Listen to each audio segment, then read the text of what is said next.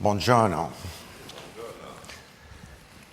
Unfortunately, those are the last words that you will hear of your beautiful language coming from my mouth this morning, and I apologize for that. Thank you, Vito, for that thoughtful and kind introduction. I'm here in Milan for the next 4 days, and I'm delighted to be here. I'm with my wife, and she loves to shop. And so I'm pleased to announce to you that you will see a dramatic improvement in the economy in this part of Italy and possibly in the whole country over the next 4 days. So congratulations to all of you. The topic of this conference is innovation. And in the video that you watched earlier, the question was posed, how can Italy be a leader in innovation in the world? And this is a complex question. In the next 30 minutes, I'd like to address what I think is one critical piece of the puzzle, and that's the corporation. We've chosen the corporation as being the institution to innovate and to create goods and services and wealth in our economies around the world. And I'm convinced that the corporation is going through the biggest change in a century, as a number of forces are coming together to change the nature of the corporation and the way that we innovate. And companies and economies and countries that understand this, I believe, are tending to succeed, and those that don't will increasingly fall behind.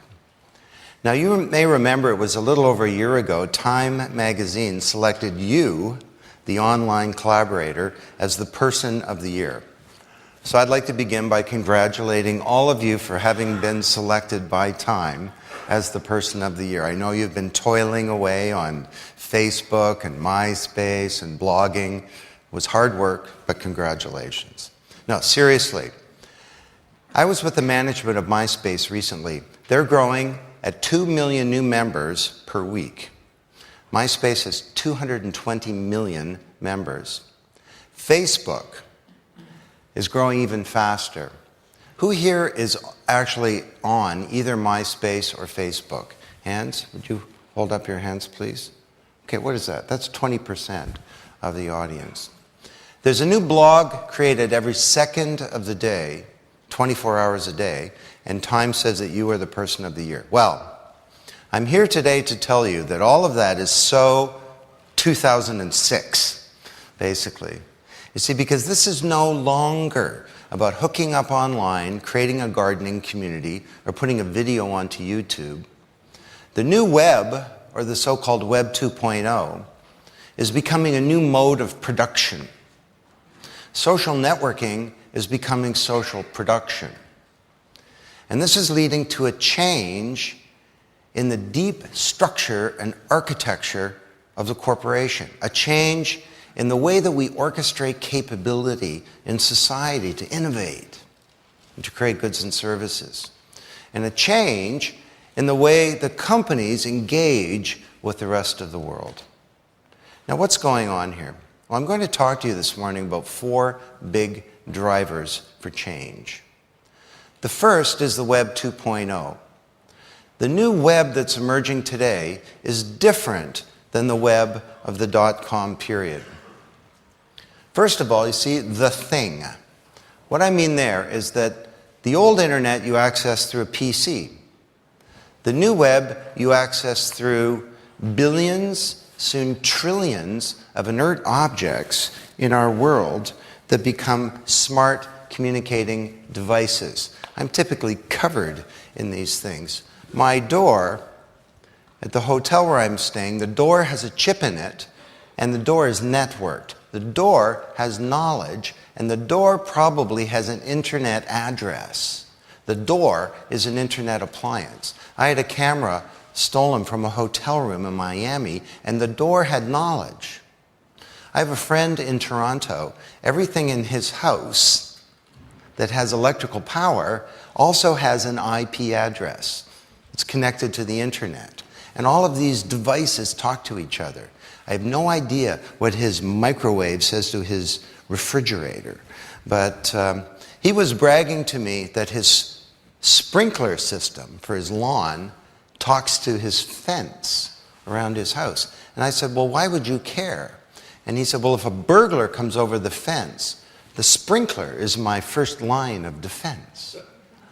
So this is ambient computing.